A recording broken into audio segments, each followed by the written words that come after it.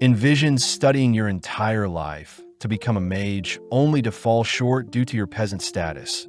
But having been slain and reincarnated, you're given the title of the seventh prince in a prestigious royal family.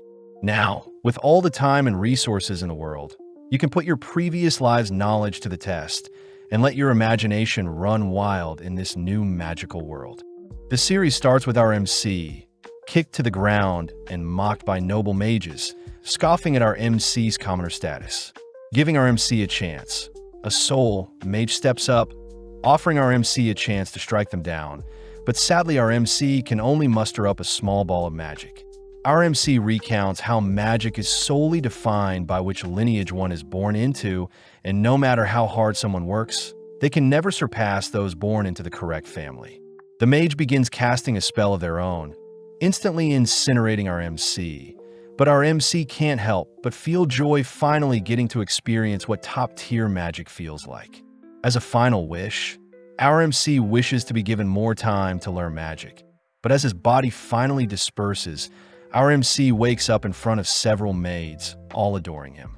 Quickly preparing a spell to defend himself, our MC blasts a massive hole in the castle he's in, all whilst the townsfolk celebrate the birth of the seventh prince of the Saloon Kingdom. Hence our MC's new name is Lloyd. Several years later, the maids of the castle look everywhere for Lloyd, but Lloyd is clearly avoiding any attention, running into several guards only to ask them to keep his current location a secret. As Lloyd runs off, the guards wonder if they should grow closer to Lloyd, remembering how Lloyd is the seventh born in their family, so Lloyd most likely won't inherit the throne. Apparently, shortly after Lloyd was born, he immediately began speaking, reading spell books, and even refusing breast milk, leading many to believe Lloyd was the reincarnation of William Bordeaux himself, the father of sorcery. Following Lloyd, he admits that he is unsure why he can remember his past life. But slipping past the maids, Lloyd makes it to the castle's library filled with hundreds of books. As Lloyd prepares to tuck into some books, Sylpha appears, heading outside only to begin training Lloyd with wooden swords. Taking a quick break, Lloyd wonders why he still needs to train his swordplay, but Sylpha states that it is proper etiquette for any noble to wield a sword, something Lloyd already knew having been with Sylpha for 3 years. Wanting to get the training over with, Lloyd and Sylpha take a stance, both dashing toward each other only to parry each other's slashes. Impressed that Lloyd has improved so much, Lloyd knows Sylpha is still holding back, barely able to keep up as Lloyd has been secretly casting a copy spell to mimic Sylpha's swordplay. Even still, due to Lloyd's smaller body and build, Sylpha begins driving Lloyd into a corner, pushing him back. Assessing the situation, Lloyd tests out another skill to compensate for his childlike body, suddenly increasing his strength along with levitating his body. Now able to completely match Sylpha's slashes and movement, Lloyd forces Sylpha to take things more seriously. But when Lloyd attempts to weave in a sneak attack, Sylpha catches Lloyd off guard. Having already known Lloyd was using magic, Sylpha trips Lloyd, only to disarm and smack him on the head, revealing Lloyd's levitation magic. On top of things, Sylpha points out that Lloyd's sword had been extended to give him better reach. But Sylpha can't help but be amazed that Lloyd was able to cast 2 spells at once, something court mages struggle to do. As Sylpha hugs Lloyd tight, Lloyd feels lucky that Sylpha didn't recognize his physical enhancement spell nor his copy spell, meaning Lloyd was actually casting 4 spells at once. That evening, Sylpha drags Lloyd with her to take a bath in the girls' bathing area, catching the attention of other maids as they tell Lloyd about a powerful demon sealed away in a book by the name of Grimoire, capable of wiping out their whole town.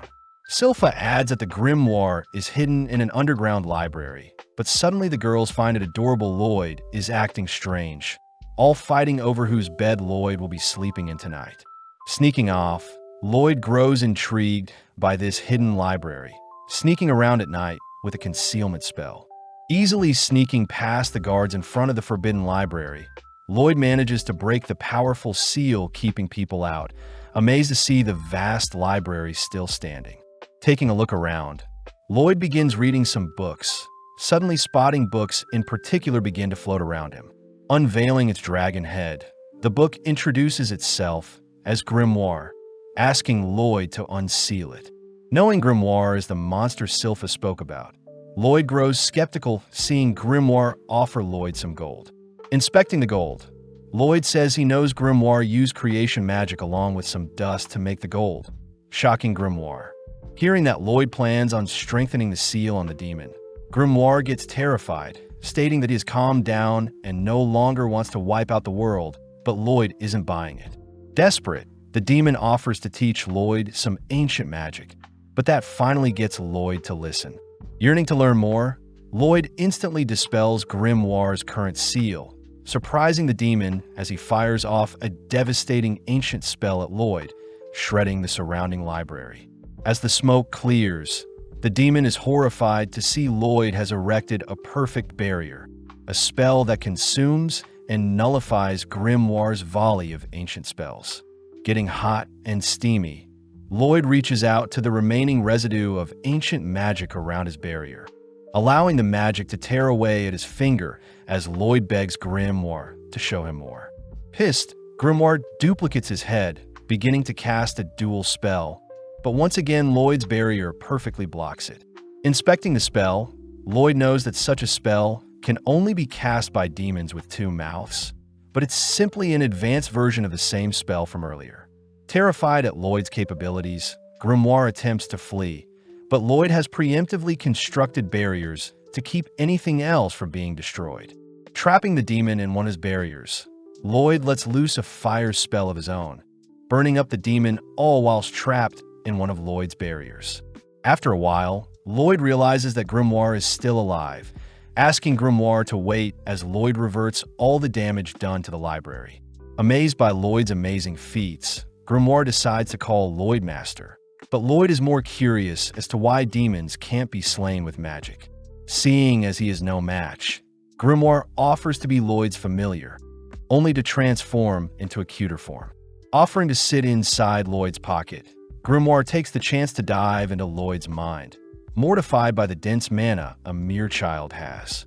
Knowing that he stands no chance, Grimoire asks to be called Grim, choosing to obey Lloyd's every command for now. Several days later, a blonde boy suits up like normal, heading through the mansion only to enter the library.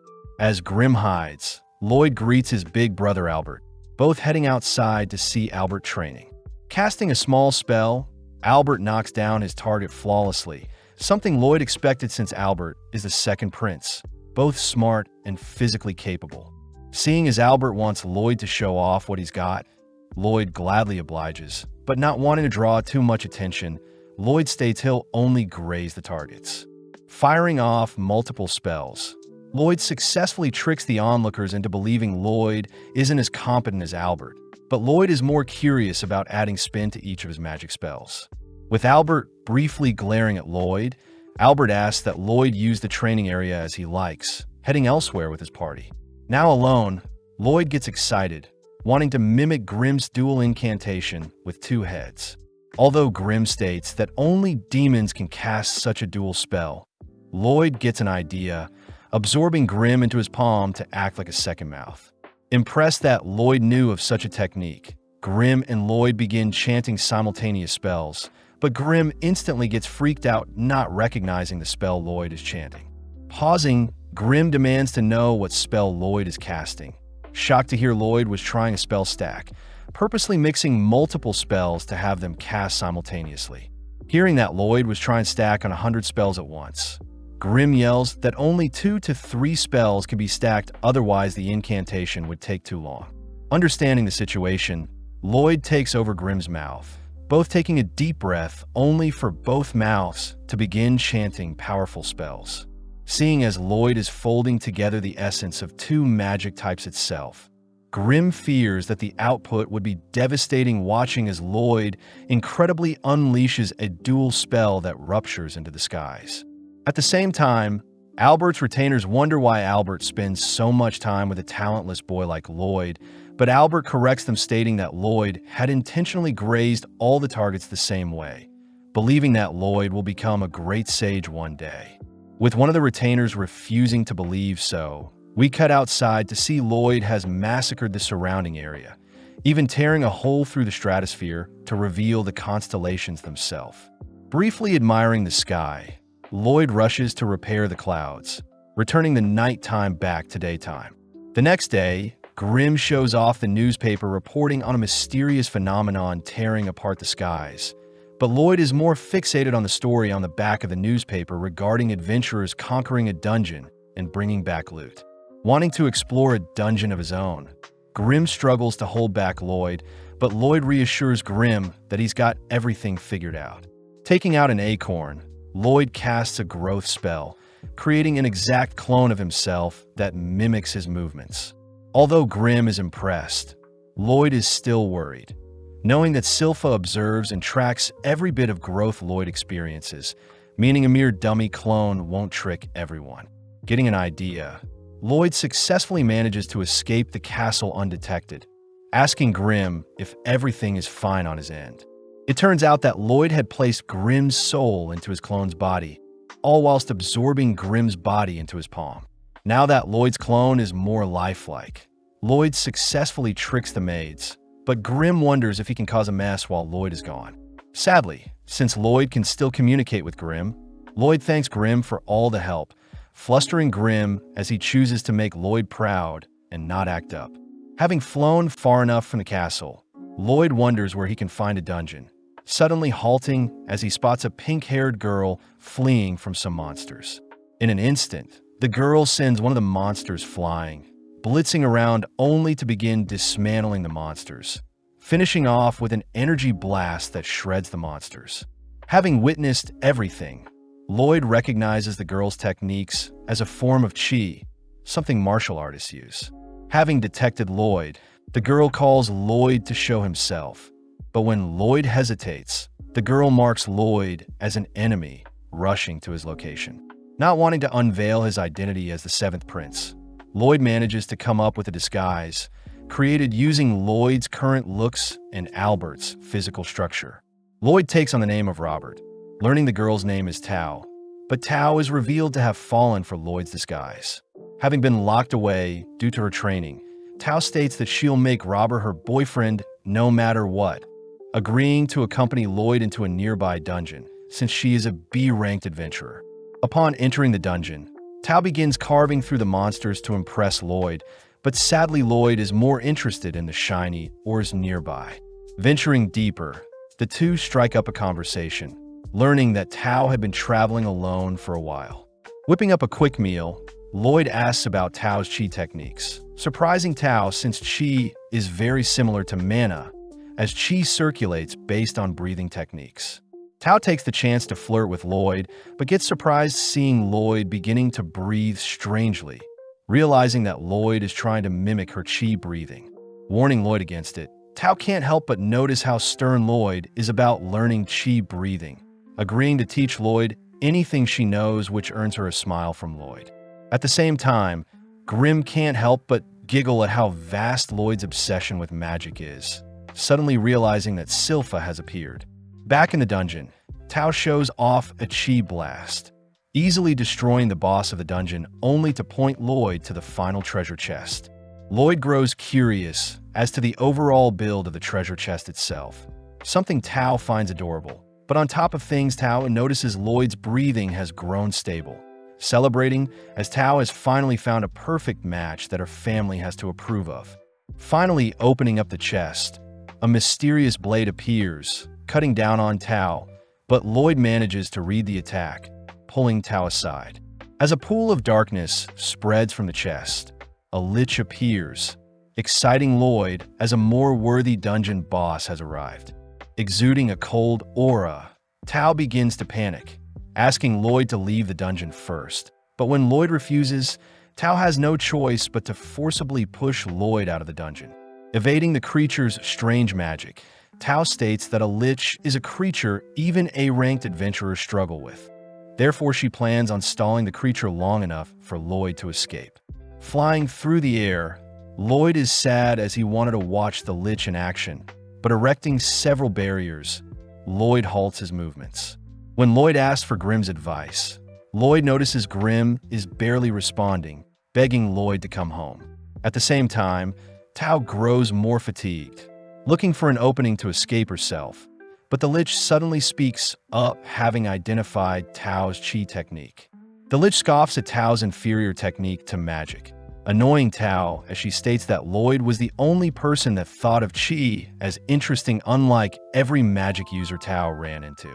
Breathing in, Tao bolts forward, clashing into the Lich's barrier. But having anticipated such a thing, Tao begins to fire off hundreds of punches, ultimately breaking a hole in the Lich's barrier. Collapsing to the ground, Tao knows she has completely exhausted her energy, hopelessly watching as the Lich appears behind her, mocking her pathetic attempt. Choosing to end the battle, the Lich fires off another shard of magic. But Lloyd appears, nonchalantly blocking the spell along with reassuring Tao that he's here to help. Seeing as Lloyd needs to return home to Grimm quickly, both the Lich and Lloyd begin chanting spells. But in an instant, Lloyd dashes behind the Lich, a technique the Lich doesn't recognize. Firing off a volley at Lloyd, the Lich watches as Lloyd begins stalling by erecting a barrier. But taking a deep breath, Lloyd combines a movement spell with his Qi breathing technique. Dashing around the Lich, Lloyd notices the Lich firing more magic at his barrier. But Lloyd's barrier easily defends, giving Lloyd more time to perfect his breathing. Seeing as his own barrier is slowing him down, Lloyd shatters his own barrier, accelerating further as he maneuvers around the dungeon, all whilst evading the Lich's magic.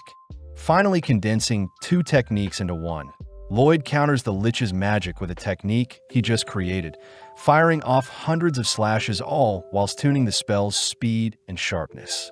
Terrified to see a mage using Qi, the Lich attempts to hold on, but seeing Lloyd's technique shredding his spells, the Lich is forced to project a barrier, but Lloyd's technique cuts clean through both the barrier and the Lich itself. Dazzled by Lloyd's show of strength, Tao and Lloyd finally claim the dungeon's treasure, disappointed to see a mere rusty blade infused with mana as their reward. Out of nowhere, the dungeon begins to crumble, beginning to retract the treasure chest, leaving Lloyd and Tao to keep the old blade only. Wanting to inspect the treasure chest itself, Lloyd sticks around to take the chest as well, but they are both forced to escape before the dungeon closes. Outside, Tao asks about Lloyd's new technique he created, something Lloyd isn't sure of himself, but Tao recognizes it as a secret Qi technique she has only heard of in tales. As Lloyd flies off, Tao promises to grow stronger so that Lloyd can finally pay more attention to her. But Tao forgets to ask where she can find Lloyd. Flying through different regions, Lloyd finally returns home, spotting his clone all beat up. Grimm reveals that Silpha had asked for a sparring match like usual, but grew disappointed seeing how weak Lloyd's clone had gotten, beating his clone senselessly. Showing off the dungeon's knife to Grimm, Lloyd douses the knife with hot water, only to scrape off a layer of mana essence. Lloyd explains the mana essence is used to enchant any weapon, with the dungeon blade in particular being enchanted with a power booster. Placing the mana essence into a flask with water, Lloyd shakes up the flask, only to cast a purification spell in order to extract the ingredients of the mana essence. Revealed to be a mixture of oil, silver, and hematite, Grimm recognizes the ingredients as materials from a monster core, giving Lloyd the idea to create more essence since he had retrieved the dungeon's core in the form of the treasure chest. Needing silver, Lloyd rushes to ask his father, King Charles, for a bag of silver coins, only to begin melting the silver down. Next, Lloyd spars with Silpha for a wager, managing to catch Silpha off guard with a sneak attack combined with some magic, but Silpha had reacted fast enough, appearing from one of Lloyd's creations, only to defeat Lloyd. Even after losing, Silpha agrees to give Lloyd the jar of oil he had asked for, scaring Grimm as Silpha was even able to defeat Lloyd with her pure swordsmanship skills alone. With all the ingredients needed, Grimm and Lloyd complete the mana essence, rushing to Albert to ask for a weapon to enchant. Seeing as his adorable Lloyd is requesting something of him, Albert asks for his knights to hand over their weapons, all immediately offering Lloyd all their weapons to enchant. The knights know that enchanting weapons usually go horribly, all bidding their precious swords goodbye as they have no faith in the 10-year-old Lloyd to enchant their weapons. But having heard all of the knights mocking his master, Grim gets fired up to prove the knights wrong. As Lloyd begins layering on 2 to 3 enchantments, Lloyd unfortunately shatters the first blade, being too weak to withstand Lloyd's enchantments. Soldiering on, Lloyd works through the night, only to report to Albert that he managed to enchant 50 out of 120 swords, frightening Albert, as even the greatest enchanter has only a 10% success rate. Inspecting the blades, one of the knights refuses to believe Lloyd enchanted the blades, but when the knight goes to sheath his blade, his holster is suddenly cut into 2 by the newly enchanted sword. Spotting a glowing blade in particular, Albert is mesmerized by the enchantments, offering Lloyd to join him on a monster hunt given by their father. Heading out of town early the next day, Lloyd accompanies Albert and Silpha, all heading towards a forest via carriage. Lloyd asks where the monsters they are hunting will be, excited to hear the monsters reside near a lake, especially since Lloyd can see how strong his enchanted blades are. As Silpha admires Lloyd's adorable expressions, Albert can't help but tease Silpha for clinging on to Lloyd too much, but Albert is silent seeing Silpha draw her sword. Just then, Silpha detects creatures approaching, spotting that the monsters are all wielding steel equipment. Pumped up, the knights protecting Lloyd and Albert all rush into formations, ready to test out their new enchanted gear.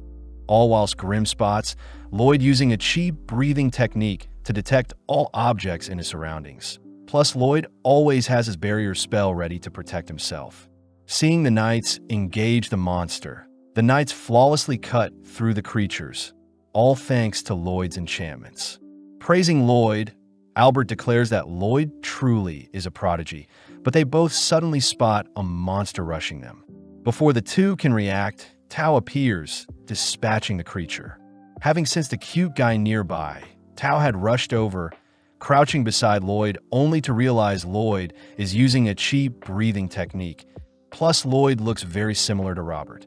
As Tao senses another monster attacking from behind, Silpha is forced to save her, demanding that Tao step away from her precious Lloyd.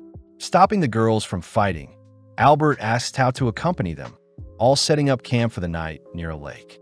Thanking Tao for escorting them, Tao points out how although Albert is cute, Albert wasn't the cute guy she was detecting. Hiding from Tao, Lloyd realizes it's his chi breathing that may blow his cover, choosing to lay low and hide in his tent for the rest of the night. But Lloyd suddenly realizes that Silpha was changing in his tent. Demanding to know why Silpha is sharing a room with him, Silpha states that she is the only person that can protect Lloyd, trapping Lloyd between her thighs. Entering the tent, Tao is flustered seeing Silpha pinning Lloyd down with her body, swiftly evading a dagger thrown by Silpha. As the girls begin to bicker and argue, Lloyd manages to sneak away, but Albert teases Lloyd for attracting so many girls. Albert points out how Silpha has changed a lot ever since she started looking after Lloyd, shaking as he remembers something. But at the same time, Silpha and Tao beat up the knights watching them arguing. As Silpha puts on some clothes, Tao says she has been hired to fix up a nearby shrine, but before Tao can leave, a monster appears smashing up a portion of the campsite. As everyone prepares to engage the creature, they all recognize it to be a bear wolf, but as the knights begin attacking the creature, Grim is seen acting weird due to the broken shrine nearby. As Tao distracts the creature, she buys enough time for Albert to draw his sword, suddenly casting an infernal spell that incinerates the wolf in one shot. Surprising everyone, they all thank Lloyd for Albert's newly enchanted sword, but Grim finally remembers that the nearby shrine used to seal a powerful demon. As the smoke clears from Albert's explosion, the corpse of the wolf, along with various other monsters, suddenly appear, giving rise to Demon Pazuzu, who had been hiding in the wolf's mouth. Pissed that people are slaying its servants, Pazuzu has its monsters attack, but Albert soon realizes the monsters have insane regeneration. Lloyd asks if Grim and Pazuzu are friends, but Grim says they aren't, uttering that Pazuzu is puppeteering the monsters with its dense mana along with regenerating their wounds. Intrigued, Lloyd asks Grim to teach him the same mana transmutation technique as Pazuzu, but at the same time Pazuzu begins insulting the humans for losing slowly at the hands of his beast army. When Pazuzu begins to insult Lloyd, Silpha suddenly snaps, asking Lloyd to remain hiding. With Silpha's terrifying aura erupting, Silpha is offered a role to join Pazuzu's servants. But Silpha scoffs at the idea of serving a disgusting creature, declaring she'll slay Pazuzu. Giddy, Pazuzu reminds Silpha that the monsters will continue to heal as long as he channels mana into them. Seeing Silpha shake, Pazuzu suspects that Silpha is able to sense its vast mana pool, but Silpha instead mocks Pazuzu's stinky breath. Annoyed, Pazuzu rushes Silpha with his wolf servant. But in an instant, Silpha severs the wolf's legs before it could do any harm. As Pazuzu begins to regenerate the wolf's legs, Albert and the others realize the monsters have stopped moving entirely, reasoning that Pazuzu can't control the creatures whilst it's prioritizing healing itself. Off to the side, Grim points out that transmuting mana is quite difficult since the mana needs to be correctly tuned to fit the intended target. Surprisingly, Lloyd manages to transmute a flower with his mana, even matching the color and scent of the flower. Out of nowhere, Silpha slams Pazuzu and his servant to the ground, picking up one of Lloyd's enchanted swords, admiring how finely enchanted the blade is, only to prepare to finish off the demon. Pazuzu is weirded out by how Silpha is acting, beginning to encircle Silpha, all whilst choosing to insult Lloyd in order to get Silpha to drop her guard. Seeing an opening, Pazuzu manages to clamp on his Silpha with his wolf servant. But Silpha has used the opportunity to get close to the demon, revealing her dual sword techniques that shreds the bear wolf along with Pazuzu's body from the inside. Continuing to hack away at the demon, Silpha begins ramping up her speed to ensure Pazuzu is defeated. But Lloyd takes the chance to memorize Silpha's body shape with his new transmutation skill, all whilst Silpha coldly marches towards the demon, preparing to take its life. Glaring at the demon on its knees, Silpha watches as Albert and the others take down the remaining beasts, all staying vigilant until Silpha slays Pazuzu. Out of nowhere, a potent smog fills the air, bringing all the humans to their knees as Pazuzu seems to have evolved. Pazuzu states that he had escaped his 100-year seal finally, annoyed that all his hard work nurturing his servants have all gone to waste. With a single slap, Pazuzu knocks Silpha back, all whilst Albert helplessly watches. As Silpha struggles to breathe, Pazuzu flies in for the final blow, but Tao intercepts the attack, revealed to be unaffected by the smog. Seeing Silpha finally collapsing due to Pazuzu's smog, Tao stays alert, barely able to detect Pazuzu appear behind her. As Tao throws out a kick, she ends up getting snatched up from the feet and punched, but Pazuzu wonders why Tao is unaffected by his smog. Seeing Tao breathing weirdly, Pazuzu realizes Tao is using a strange breathing technique, but forcing herself away from the demon, Tao is forced to kick and blast Pazuzu away, swiftly stabilizing her breathing, but suddenly realizes a monster has snuck up on her. Barely able to stop the jaws of one of the beasts from clamping down, Tao watches as Pazuzu rises back up, emitting its smog as it demands Tao serve it. Seeing her life flash before her eyes, Tao manages to survive Pazuzu's aura, declaring that her savior will arrive soon. Having heard enough, Pazuzu's servant bites down on Tao, prompting Pazuzu to head over to retrieve Silpha's unconscious body. Declaring that he'll make Silpha his slave, Pazuzu reveals that he had slayed his servant's parents, only to have the monsters believe Pazuzu was their original parents, something Lloyd states is terrible.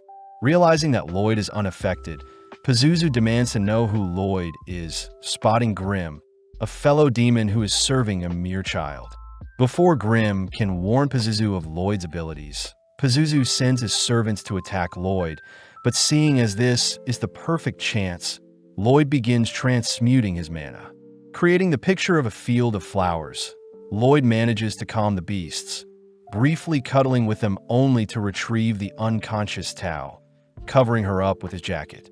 Impressed to see Lloyd as a competent mage, Pazuzu tries to order his servants around, but the beasts instead turn their fangs onto Pazuzu, tearing away at the demon that killed their parents. Having sustained a decent amount of damage, Pazuzu chooses to dispose of his own servants, slamming them together only to kick them to the ground. Seeing Pazuzu harming his own servants, Lloyd wonders why demons can't be defeated with magic. Something Grimm mentions is probably since it's never been done before. As Pazuzu's mana begins to swell up, the surrounding area begins to perish, but Lloyd is more curious as to how much mana it will take to defeat a demon. Revealing his own mana pool, Pazuzu suddenly freezes at the sight of Lloyd's mana. Something Grimm knew Lloyd was concealing, and is the reason Pazuzu's smog didn't affect Lloyd whatsoever. Finally able to let loose, Lloyd attempts to trap Pazuzu in a barrier, but Pazuzu barely manages to escape. Realizing that Lloyd is attempting to cage him, Pazuzu attempts to flee, but Lloyd is dead set on trapping Pazuzu with his barriers. Floating all throughout the skies, Pazuzu continues to evade capture, all whilst Grimm learns Lloyd is capable of casting 20 spells at once. But making use of Grimm, Lloyd increases his spell output. Seeing as there are no escape routes in the skies to flee, Pazuzu dives into the sea, terrified to see Lloyd is still hunting him down in the water. Proud of himself, Pazuzu manages to hold out, believing that he's finally escaped. But as he breaches the water's surface, Pazuzu realizes Lloyd had been toying with him this entire time, having been trapped in one of Lloyd's larger barriers.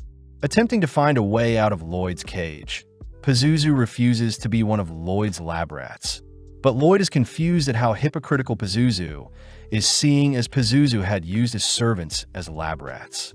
Seeing Lloyd prepare multiple spells, Pazuzu begins begging for his life. Making use of the strongest fire, wind, earth, and water spells, Lloyd forms a 100-length sequence incantation, boosting the spell's cast time by threefold, only to surround Pazuzu with his incantation. Unleashing his incantation, Lloyd proudly claims that he is currently casting 240 spells per minute, but not even 5 minutes later, Lloyd is forced to halt his incantation. Seeing Pazuzu drained, Grimm points out that magic to demons is like light and sound to humans, and overwhelming a human with light and sound will drain them, just like what Lloyd did to Pazuzu with his magic. Seeing as Pazuzu has completely given up, Lloyd focuses on Albert and the others who have begun to wake up, rushing to their side to explain what transpired whilst they were asleep, all whilst Grimm and Pazuzu have a chat. Grimm advises that mages that have the most fun will ultimately live the longest, something Pazuzu also realizes as he finally passes away. Seeing the ashes of Pazuzu, Grimm takes the chance to absorb what remains, able to restore a fraction of his original form, what was lost.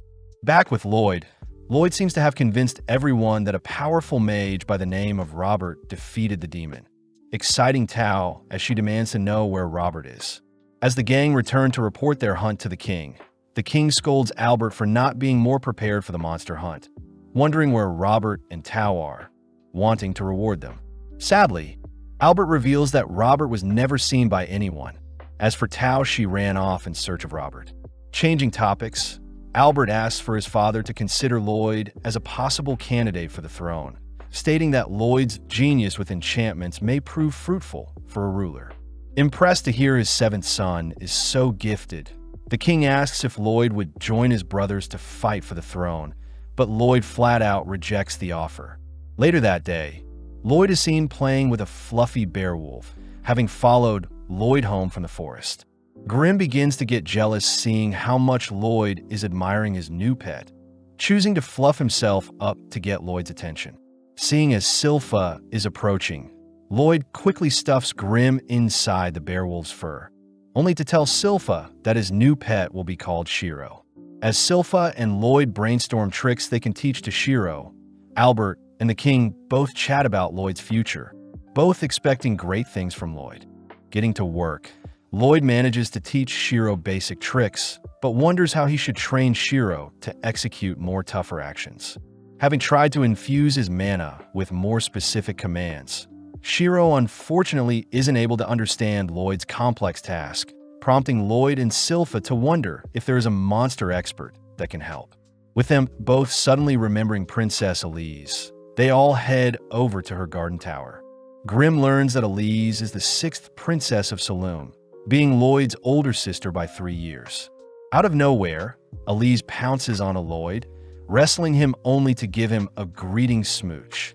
Seeing Lloyd knocked out, Eris, Elise's maid, reprimands Elise for going too far with Lloyd. Turning to see Shiro, Elise can't help but cuddle with the adorable creature, but seeing this, Lloyd asks if Elise can show off one of her own monsters. Out of nowhere, a lesser Fenrir appears, snatching away Sylpha's headband.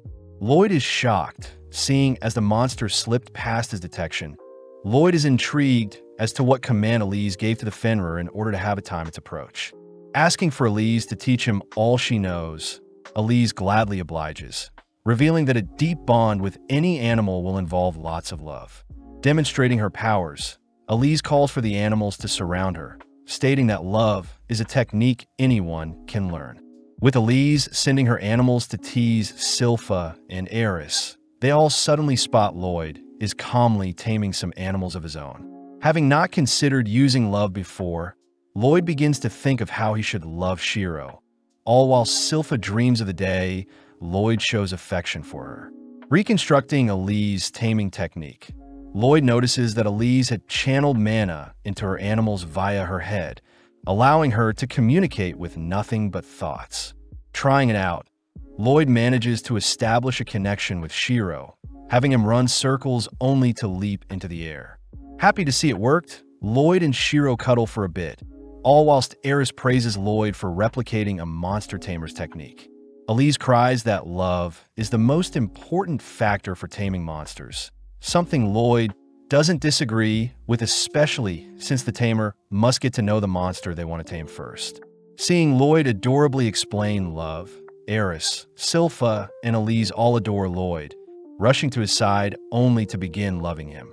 As Lloyd begins heading back, Sylpha says they'll be sparring again today, but out of nowhere Albert appears, asking to borrow Lloyd for a bit. Albert calls for Lloyd's older brother Dien, the fourth prince, to show himself. Heading to a small smeltery, Dien demands to see Lloyd enchant a blade for himself. But Albert defuses the situation by revealing that Dien always wanted to be a blacksmith, even traveling to the nation of Bartram to learn smithing when he was 10. Sitting down, Dien watches as Lloyd begins enchanting a sword, refusing to believe Lloyd has learnt so much at such a young age. But when Lloyd finishes up his enchantment, Dien can't help but tremble seeing how magnificent Lloyd's enchantments are. Getting excited, Dien states that Lloyd can help Dien achieve his dream of creating the ultimate spellbound sword, a weapon that has enchantments built into it and layered onto it. Dien reveals that he was never capable of casting magic like most mages. Therefore, Dien wants even normal humans to wield magic when they swing a spellbound sword around. Only interested in the production process of a sword, Lloyd agrees to help Dien out, both getting to work as Dien sets the goal of creating a sword that can shoot fire. First, Dien heats up a piece of steel, asking Lloyd to first layer on a fraction of the fire incantation, but the steel immediately shatters. As Lloyd attempts a weaker enchantment, Dien can't help but notice Sylpha and Shiro interested, having Sylpha help out with hammering the steel, but sadly Lloyd's powerful enchantments are still too strong for the piece of steel. Completely baffled, Lloyd racks his head for an alternative solution, reassured by Dien that Lloyd could try as many enchantments as he likes, especially since Dien bought a bulk of mana essence for cheap.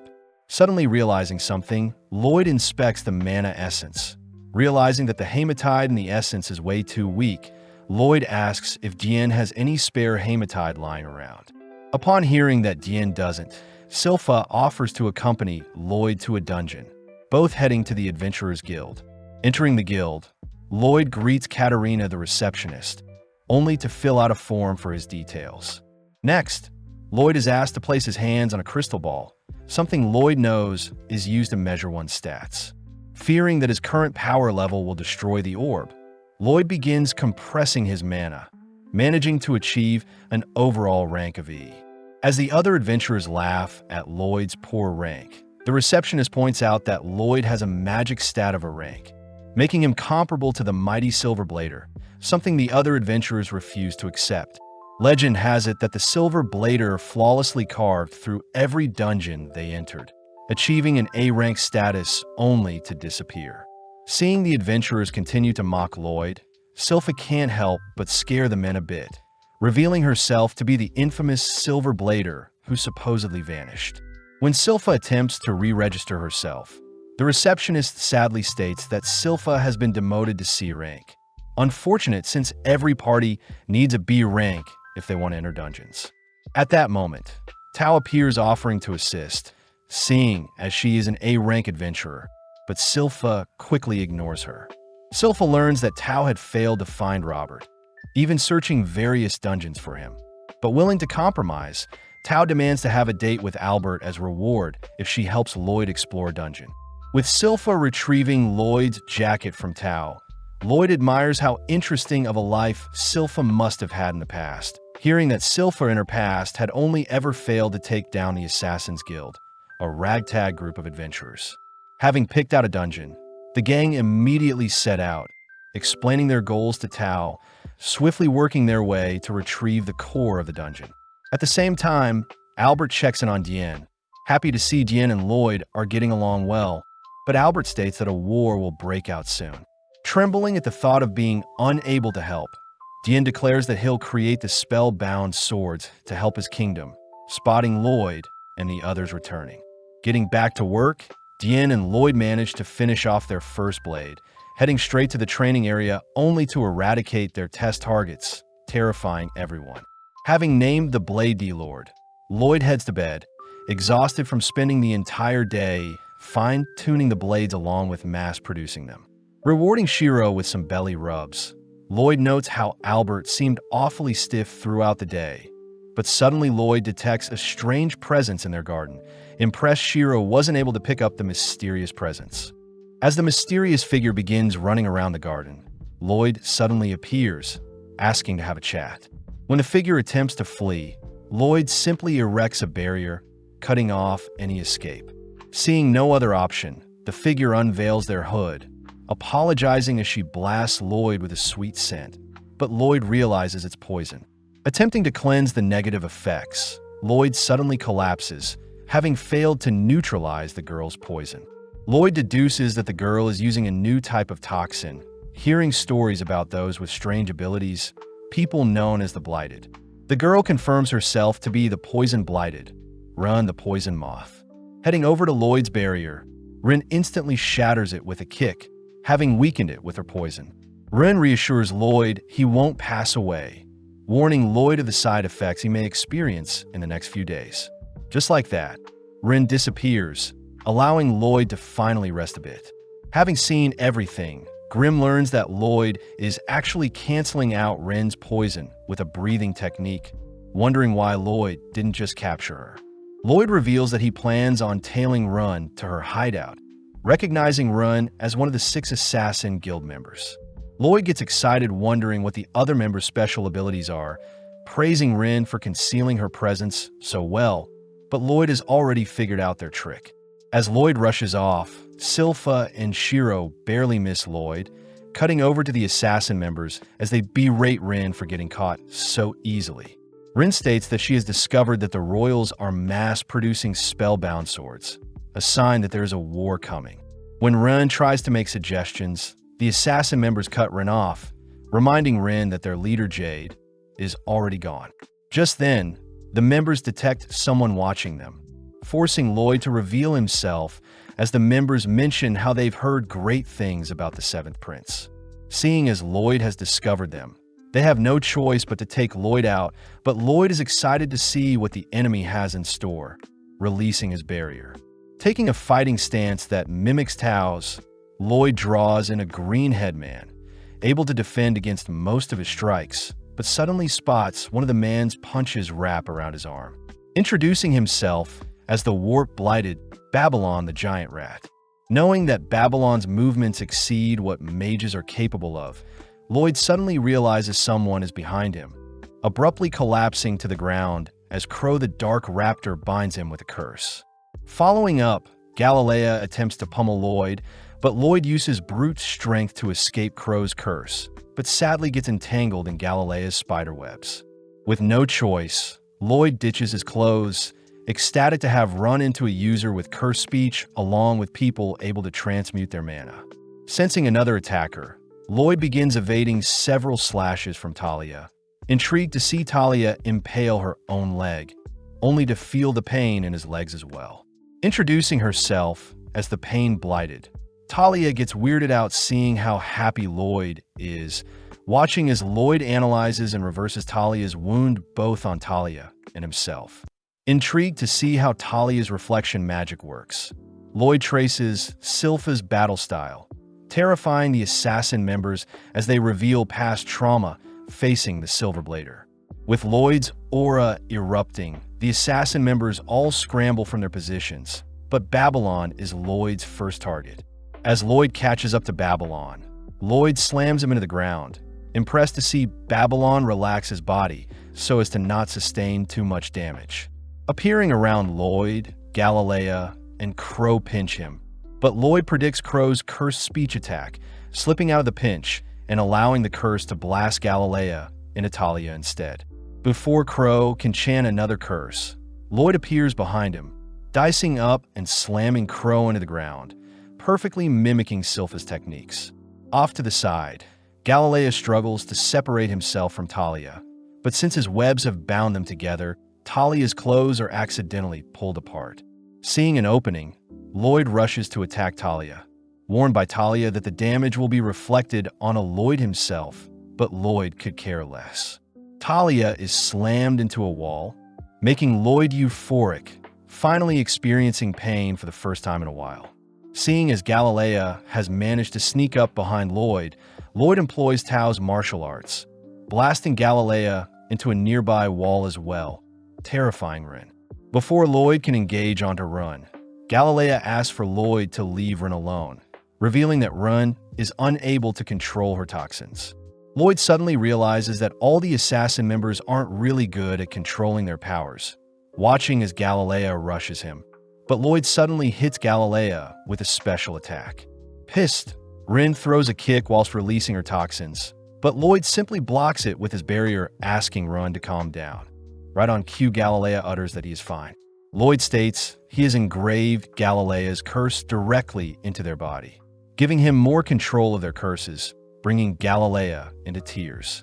Applying the same trick onto the others, the members begin to celebrate, finally able to toggle their powers on and off.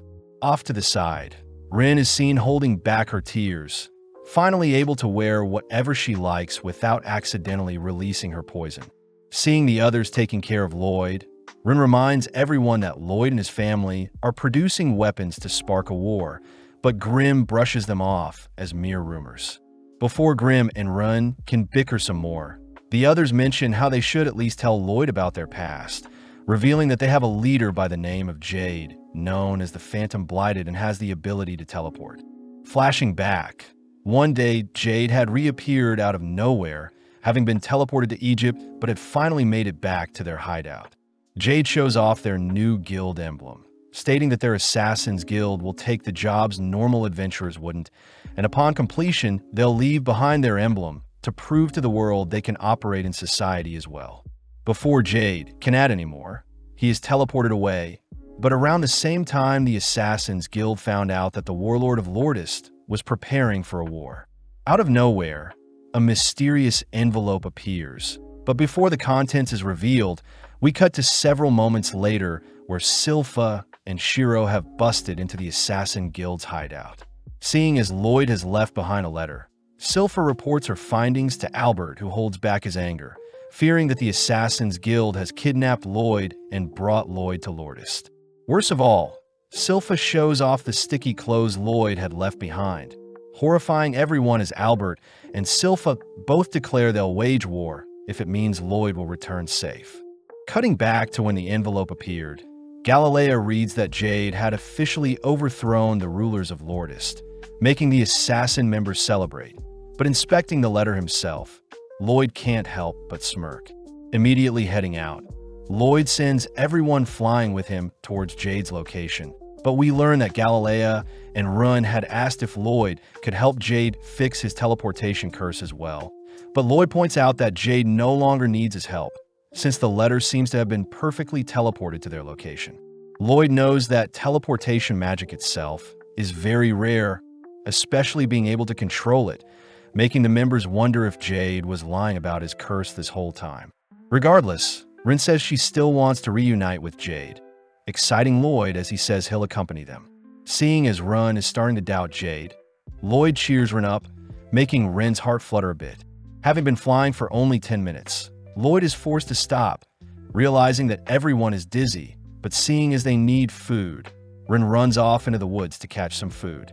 Babylon reveals that Rin grew up in the forest, wanting to show off her skills to Lloyd, but Rin is revealed to have a tragic past, having accidentally slayed her own parents with her poison.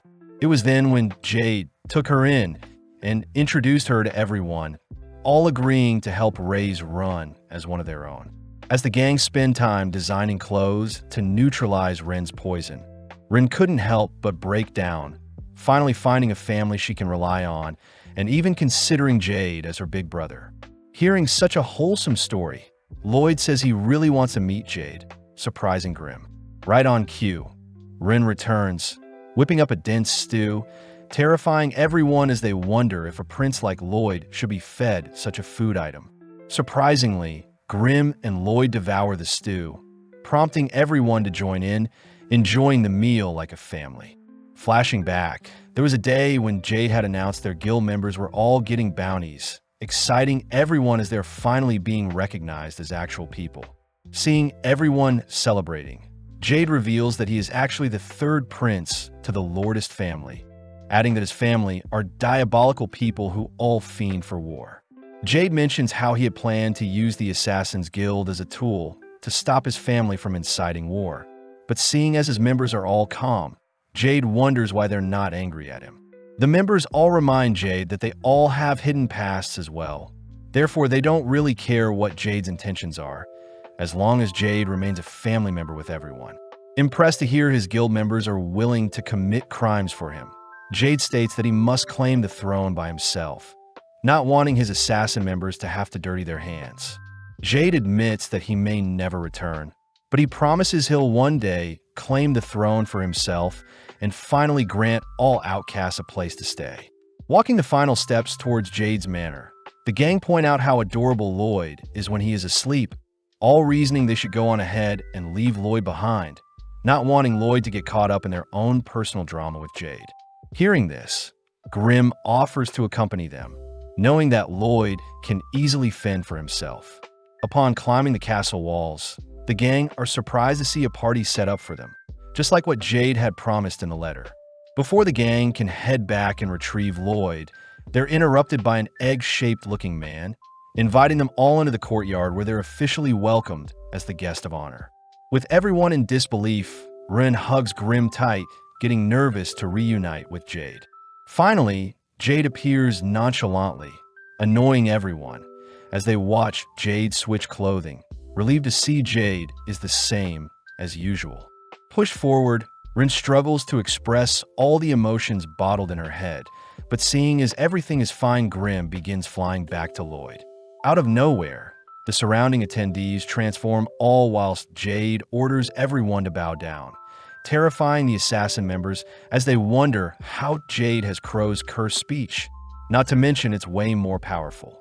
When Rin demands to know what is happening, Jade simply offers the assassin members to the other attendees, allowing the attendees to do what they please with the assassin members. Blasting Jade with a beam, Grim cries for everyone to run, but before Grim can do anything else, Jade teleports behind him, kicking and blowing Grim away. As Jade changes his clothing, we cut to Lloyd, who has finally awoken, spotting a beaten-up Grim beside him. Grim struggles to explain the situation to Lloyd, all whilst the assassin members realize the attendees before them are actually demons from the Netherworld. Appearing beside the members, Jade reveals that he too is being controlled by a demon, Geesarm, the catastrophe from the Netherworld. Geesarm reveals that Jade is no longer alive, having struggled to hold on, but eventually Jade was forced to relinquish his body. Hearing all of this, the assassin members get pissed, preparing to unleash on a Geesarm. But Geesarm continues to reveal all the torture methods he performed on Jade in order to ensure Jade's mind would never recover. As the demons begin begging for a body of their own to inhabit, Geesearm warns his minions that Ren's body is quite poisonous, but Geesearm suddenly notices a strange marking on Ren's body. Unable to recognize the spell from Jade's memories alone, Geesearm uses his cursed speech, demanding Ren explain where she got the marking, but Ren bites her tongue to silence herself. With Geesearm cursing Ren to sell out the person that placed the spell on her, Ren fights for dear life, suddenly watching as Lloyd's barriers surround all the assassin members, only for an incineration ray to light up the surroundings. With the ray tearing a massive hole in the castle's courtyard, the assassin members look into the skies, only to spot Lloyd triumphantly appear to even out the playing field.